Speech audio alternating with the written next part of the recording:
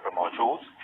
और ये देखिए, प्रधानमंत्री उन तमाम 8 चीतों को, उनके क्रेट्स को अब ये खोल दिया गया।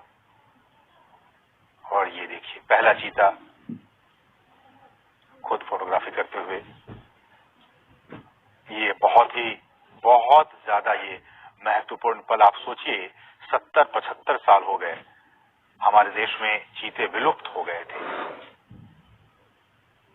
और उस विलुप्ति के बाद कई सालों तक बहुत विचार विमर्श के बाद कि आखिरकार फिर से हमारे जंगलों में कैसे चीतों की वापसी हो सके।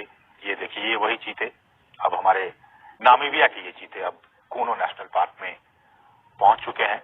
ये आसपास के वातावरण को देख रहे हैं, महसूस कर रहे हैं, क्योंकि एक बहुत ही अलग इन्हें एहसास हो रहा होगा नामीबिया के जंगलों से। अब ये सीधे भारत के जंगलों में कूनो नेशनल पार्क में अब ये पहुंच चुके हैं। प्रधानमंत्री इस बहुत ही महत्वपूर्ण क्षण का लुत्फ उठाते हुए और उन तस्वीरों को अपने कैमरे में कैद करते हुए, साथ में आपने देखा मध्य प्रदेश के मुख्यमंत्री शिवराज सिंह चौहान भी मौजूद थे। कुल 8 चीतों को हिंदुस्तान लाया गया है। जैसा कि हमने बताया कि इनमें 5 मादा चीता हैं और 3 नर चीता हैं। इन 8 चीतों को आपने देखा, प्रधानमंत्री ने विशेष जो क्रेट्स थे, उन क्रेट्स को खोल दिया गया और फिर वो सभी 8 चीते अब मुक्त हो चुके हैं। लेकिन ये अभी जंगलों में नहीं जाएंगे, ये एक बहुत ही खास एरिया बनाया गया है। उन्हीं खास एरिया में अभी ये 1 महीने तक रहेंगे और उसके बाद फिर इनकी लगातार मॉनिटरिंग की जा रही है, मॉनिटरिंग की जाएगी। आप देख सकते हैं इन चीतों के जो गर्दन है उस पर एक कॉलर, जो जीपीएस टैग है वो लगा हुआ है, ताकि इनकी मॉनिटरिंग की जा सके। और मैं उसी पर लौट भी रहा था कि सभी चीतों के गर्दन पर उनके नाम या फिर कोड के हिसाब से सैटेलाइट या फिर जीपीएस VHF कॉलर्स लगा दिए गए हैं। और इसी नेशनल पार्क में जो हम आपको दिखा रहे हैं, ये कूनो राष्ट्रीय उद्यान, कूनो नेशनल पार्क, इसमें डेटा डाउनलोड फैसिलिटी सेंटर बनाई गई है। और इस इक्विपमेंट को, रेडियो टेलीमेट्री इक्विपमेंट को खरीदने और फैसिलिटी बनाने की सारी प्रक्रिया 4 से 6 महीने में पूरी कर ली जाती है। और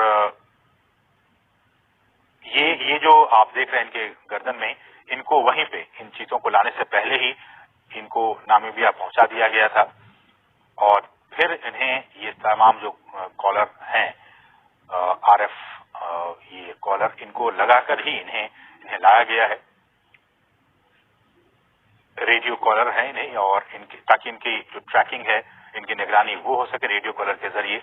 और फिर इन्हें हम जैसे कि बता रहे हैं कि इनको आइसोलेशन में रखा जाएगा और फिर इन्हें जंगलों में मुक्त किया जाएगा।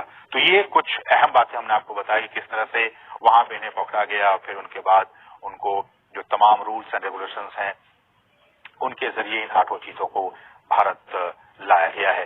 70 साल पहले हमारे देश में बहुत सारे चीते हुआ करते थे, लेकिन किन्हीं न किन्हीं वजहों से वो सारे विलुप्त होते चले गए।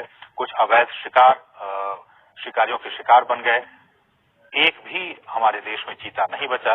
लेकिन सरकार लगातार कई सालों से प्रयास कर रही थी कि हम जो है वो इन चीजों को वापस से एक बार फिर से लाएं, क्योंकि पारिस्थितिकी तंत्र भारत का भी बहुत बेहतर है। जैसे कि हमने कहा कि नामीबिया के जो वैज्ञानिक थे वो महीनों तक यहाँ पे आते रहे, जाते रहे, और यहाँ का जो भूवैज्ञानिक स्थिति है, यहाँ की जो जलवायु है, उनका उन्होंने अध्ययन किया।